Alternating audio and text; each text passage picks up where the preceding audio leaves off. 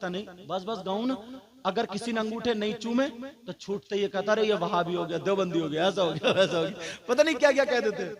और वो भी उस पे बार बार ये भी सोचता कि अगर अंगूठे चूम लूंगा तो बिदत हो जाएगी, बिदत हो जाएगी, शिर्क।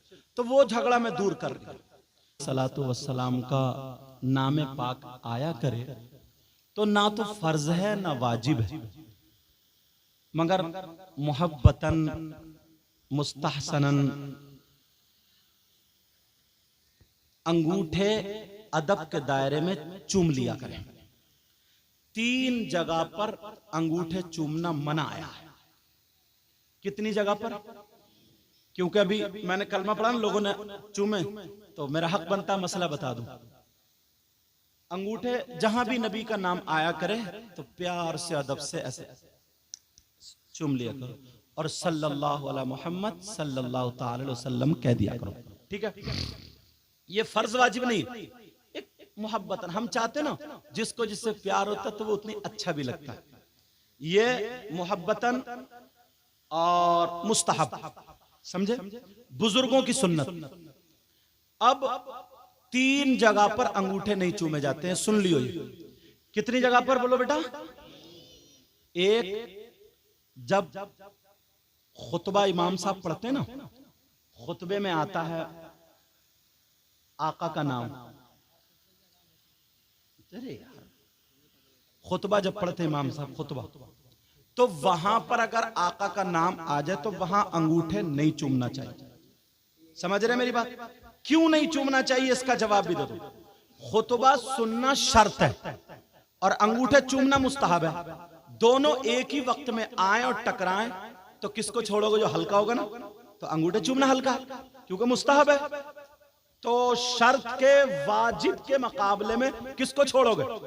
मुस्तहब को। इसलिए यहां पे अंगूठे नहीं चूमेंगे। दूसरा, अगर कुरान शरीफ की तिलावत हो रही और जोर से पढ़ रहे हैं तो वहां पे अंगूठे, जैसे पंजायत होती है, फाता होती है, उसमें वमा मुहम्मदुन इल्ला रसूल पढ़ते हैं ना, मा काना मुहम्मदुन अबाद, तो मुहम्मदुन आता, वहां पर भी बहुत सारा करते रहते, नहीं चूमना चाहिए। वहां पर भी नहीं चूमना चाहिए। क्यों? कुरान शरीफ की तिलावत को सुनना भी वाजिब है और अंगूठे चूमना मुस्तहब। यहां भी यही मसला, समझ रहे? तो इन 2 जगहों पर, और तीसरा खुतबे की अज़ान है, खुतबे की अज़ान वो भी उसी में, खुतबे में ही शामिल है। समझ रहे मेरी बात? तो इन जगहों पर अंगूठे चूमना, जहां पर भी, अब मसला ये लेंगे, जहां पर भी अगर वाजिब से टकराए, फर्ज से टकराए, वहां पे छोड़ दो। और जहां किसी से टकराव नहीं है तो मोहब्बत में और प्यार से चूम लो। समझ रहे? ला इलाहा इल्लल्लाह मुहम्मदुर। अच्छा, बात लोग ना इसको झगड़ा बना लिया। यहां का तो मुझे पता नहीं, बस गाऊं ना। अगर किसी ने अंगूठे नहीं चूमे तो छूटते ये कहता रहे ये वहाबी हो गया, देवबंदी हो गया, ऐसा हो गया, वैसा हो गया, पता नहीं क्या क्या कह देते। और वो भी उस पे बार बार ये भी सोचता कि अगर अंगूठे चूम लूंगा तो बिदत हो जाएगी, बिदत हो जाएगी, शिर्क। तो वो झगड़ा मैं दूर कर रही। अब तुम्हारे यहाँ का मुझे पता नहीं, मैं तो एक, क्योंकि ये चैनल वाले मेरी तकरीरें बहुत दूर तक जाती है, मुझे तो एकदम क्लियर बात बतानी है। मुझे किसी के पक्ष में नहीं, जो एकदम कुरान और हदीस की बात है। तो फर्ज वाजिब नहीं, मैंने पहले बता दी। अगर किसी चीज से नहीं टकरा रहा तो आका का नाम हमारे लिए अल्लाह के बाद सबसे अफजल वाला कौन है? आका है यार। जब आका का नाम, अच्छी चीज को देखकर ऐसे करते नहीं करते, काबे को देखकर, कुरान शरीफ को देखकर चूमते नहीं चूमते, ऐसे जब आका का नाम आए ऐसे चूम लो, उसमें कोई अच्छा है, बेहतर है। लेकिन अगर किसी ने नहीं चूमा तो उस पर फतवा नहीं लगा सकते आप। पहले बता रहा हूं मैं, ये लड़ाई के, झगड़ों के रास्ते और है कुछ भी नहीं हजरत, है कुछ नहीं, मगर लड़ाई का सबब बन जाता है। फिर वो बहुत, फिर अना पे आ जाती है, जात पे आ जाती है, चल हाँ नहीं करूंगा मैं, जो करा जा कर ले।